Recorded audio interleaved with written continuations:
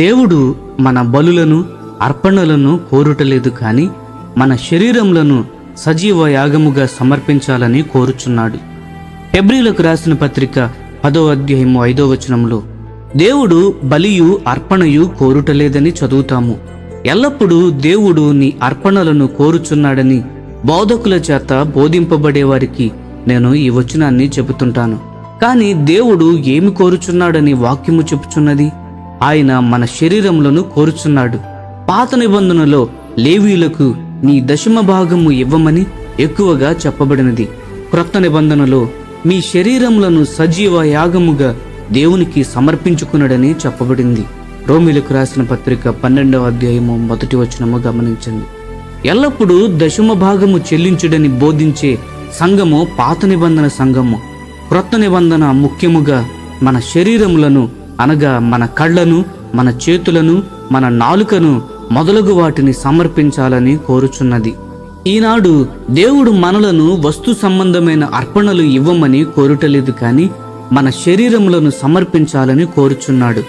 పాత నిబంధనలో పస్కా దినమందు గొర్రెపిల్ల వధించబడినట్లు క్రొత్త నిబంధనలో ప్రభు అయిన యేసు దేవుని గొర్రెపిల్లగా మన అందరి కొరకు వధించబడ్డాడు.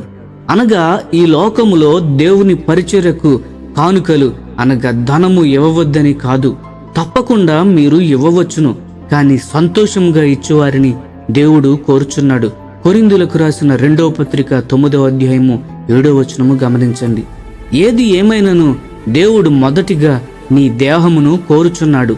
సాధారణముగా తమ శరీరములను సమర్పించువారు మిగతావన్నీ చాలా సులభముగా ఇస్తారు, కానీ ప్రతిదానిని ఇష్టపూర్వకముగాను సంతోషముగాను ఇవ్వాలి. ప్రభువైన యేసు ఈ లోకానికి వచ్చినప్పుడు మన తండ్రికి దశమ భాగములను మరియు అర్పణలను సమర్పించుటకు రాలేదు. హెబ్రీయులకు రాసిన పత్రిక 10వ అధ్యాయం 5వ వచనము ఒకసారి గమనించండి. తన శరీరమును సజీవ యాగముగా ఇచ్చుటకు ఆయన వచ్చి ఉన్నాడు. మరియు క్రొత్త నిబంధన మధ్యవర్తిగా ముఖ్యముగా మనము కూడా మన శరీరములను సజీవ యాగముగా సమర్పించాలని బోధించారు.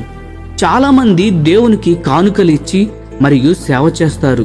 అనేక వందల కరపత్రాలు పంచి ఉన్నామనియు, కష్టమైన ప్రదేశములలో అనేక సంవత్సరములు మిషనరీ సేవలు చేశామనియు, అనేక గంటలు ప్రార్థించామనియు, లేక అనేక రోజులు ఉపవాసము ఉన్నామనియు నీవు గొప్పలు చెప్పుకోవచ్చును. ఇవన్నీ కూడా మంచి అర్పణలే. కానీ నీవు ఇంకనూ కోపపడుచూ ఉండి మరియు మోహపు చూపులు చూస్తూ ఉంటే నీవు చేసిన వాటిని దేవుని ఎదుట విలువ ఉండదు. అనగా దేవుడు కోరే శరీరమును నీవు ఇవ్వలేదు. అప్పుడు దేవుడు నీతో ఎట్లనును, కానుకలు మరియు అర్పణలు నాకు ఇవ్వడం గురించి మర్చిపోయి మొదటిగా నీ కళ్ళను మరియు నాలుకను నాకు ఇవ్వము. నాకు నీ శరీరము కావాలి. నీ శరీరానికి బదులుగా అర్పణలు ఇవ్వకు. దేవునికి ఇచ్చిన అర్పణలకు ఎక్కువగా విలువనిచ్చువారు పాత నిబంధనలో ఉన్నారు. క్రొత్త నిబంధనలో దేవుడు నీ శరీరమును కోరుచున్నాడు. హెబ్రీ పత్రిక క్రొత్త నిబంధనలో ఒక ముఖ్యమైన పుస్తకము. నీవు క్రొత్త నిబంధనలో జీవించాలనుకుంటే హెబ్రీ పత్రికను ధ్యానించు. ప్రభు అయిన యేసు పరలోకంలో ఉన్నప్పుడు ఆయనకు శరీరం లేదు. ఆయన ఈ లోకంలోనికి వచ్చినప్పుడు తండ్రి ఆయనకు శరీరాన్ని ఇచ్చారు. ఆ శరీరంతో ఆయన ఏమి చేయాలి? ఆఫ్రికా లాంటి కష్టమైన దేశానికి మిషనరీగా వెళ్లి తండ్రి ఎడల తన ప్రేమను వ్యక్తపరచవలనా? లేక రోజుకు 4 గంటలు ప్రార్థించి మరియు వారానికి 2 రోజులు ఉపవాసం ఉండవలనా? వాటిలో ఏదియో కాదు. ఆయన ఇట్లనుచున్నాడు, దేవా, నీ చిత్తము నెరవేర్చుటకు నేను వచ్చి ఉన్నాననియు, బలులు అర్పణలు ఇచ్చుటకు కాదు. హెబ్రీయులకు రాసిన పత్రిక 10వ అధ్యాయము 7వ వచనము గమనించండి. ప్రభు అయిన యేసు ఆ విధముగా శరీరాన్ని సమర్పించి ఉన్నారు. మనము కూడా అలాగే చేయాలి. మన శరీరాలను సజీవ యాగముగా ఇచ్చినప్పుడు మన కళ్ళతోనూ, చేతులతోనూ, నాలుకలతోనూ, కాళ్లతోనూ మొదలగు వాటితోనూ ఆయన చిత్తమే చేసుదము. ప్రతిరోజు దేవుని చిత్తమే చేయాలని కోరుదము. ప్రియమైన స్నేహితులారా, దేవుడు మనం బలులను అర్పణలను కోరుటలేదు కానీ మన శరీరములను సజీవ యాగముగా సమర్పించాలని కోరుచున్నాడు. ఈ సందేశములు మీకు ఆశీర్వాదకరముగా ఉన్నట్లయితే లైక్ చేయండి, సబ్స్క్రైబ్ చేయండి, అనేకులకు షేర్ చేయండి. మీ విలువైన అభిప్రాయములను కామెంట్ రూపంలో మాతో పంచుకోనండి.